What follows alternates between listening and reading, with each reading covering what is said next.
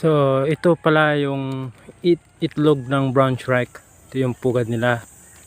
So kalimitan sa mga fish pond at saka sa bukid may mga brown shrike na mabababa lang yung pugad nila, kaya madali lang matunton o makita ng tao.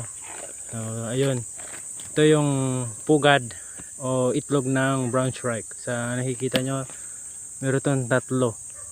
So ganyan, hindi dapat siya hipuin para mapisa siya o maging ibon siya sa ilang weeks. May estimate ko may mga 3 weeks pa ito natitira bago ito mapisa. 2 weeks and a half or nasa 3 weeks.